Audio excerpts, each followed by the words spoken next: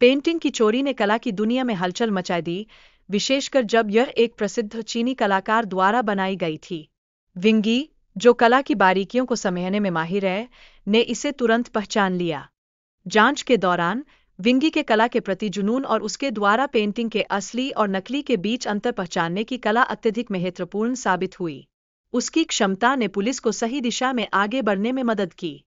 इस जांच में एक संदिग्ध का नाम सामने आया, जो विंगी का दोस्त है और जिसे पहले चोरी के आरोपों में फंसाया जा चुका है।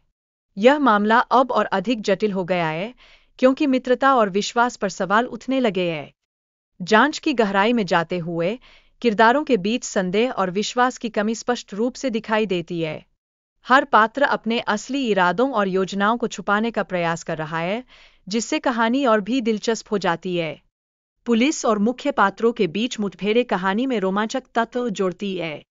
यह दर्शाता है कि हर कोई अपनी रणनीतियों को लागू करने में व्यस्त है और किसी को भी पूरी सच्चाई का पता नहीं है। पेंटिंग की चोरी और उसके पीछे की कहानी कई रहस्यों से भरी हुई है। यह हमें यह सोचने पर मजबूर करती है कि कैसे एक साधारण वस्तु एक बड़ी साजिश का हिस्सा बन सकती है।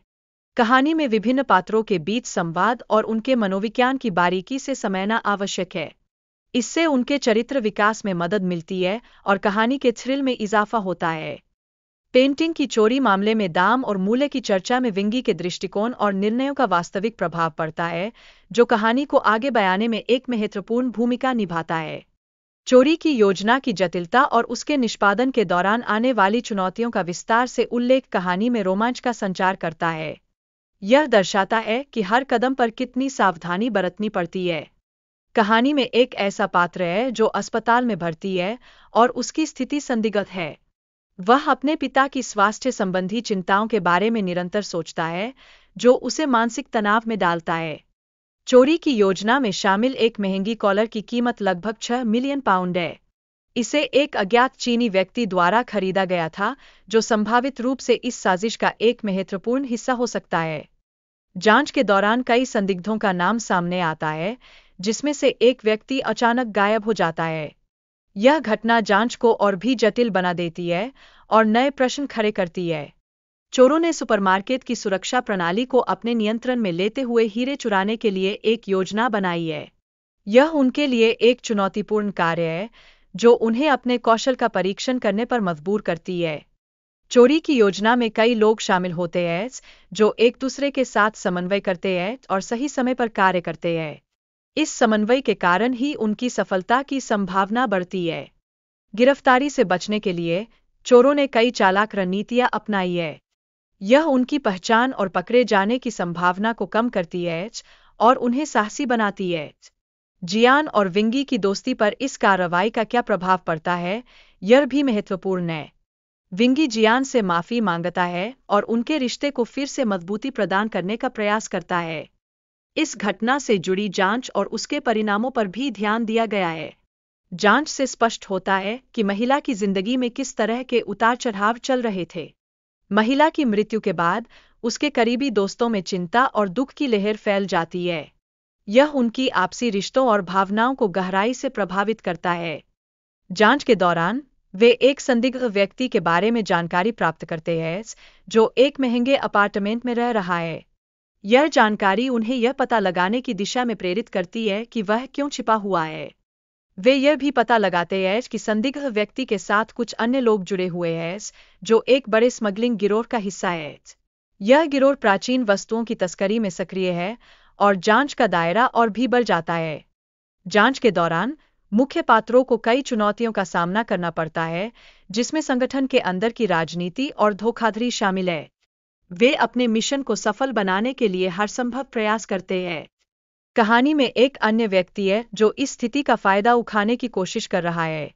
यह शो करता है कि रिश्तों में विश्वास और धोखा कैसे एक दूसरे के विरुद्ध कार्य करते हैं। वीडियो में एक महिला है जो मामले को सुलझाने की कोशिश में जुटी है और वह इस व्यक्ति की भी मदद करना चाहती है। उनका उद्देश्य एक छिपे हुए रहस्य को उजागर करना है।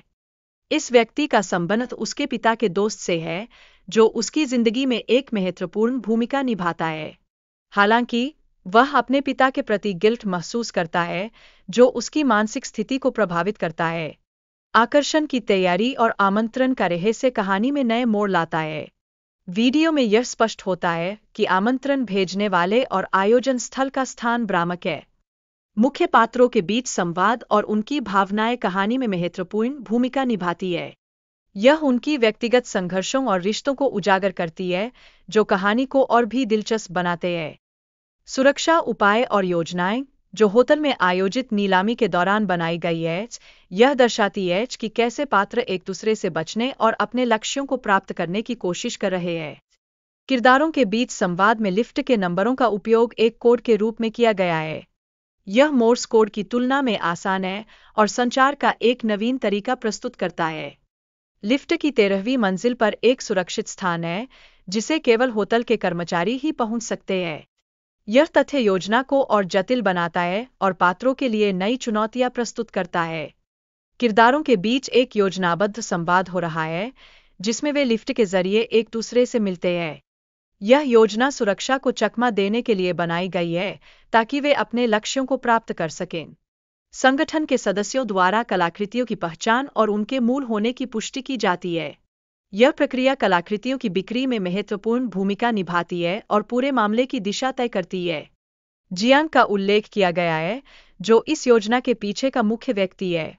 उसकी भूमिका और उसके पिता के साथ संबंधों पर गहराई से प्रकाश डाला गया है, जो कहानी के विकास में महत्वपूर्ण है। वीडियो में यह भी दिखाया गया है कि कैसे मुख्य पात्र अपने पिता के साथ किए गए धोखे का सामना कर रहा है। यह उसके चरित्र के विकास का एक महत्वपूर्ण हिस्सा है, जो उसे और मजबूत बनाता है।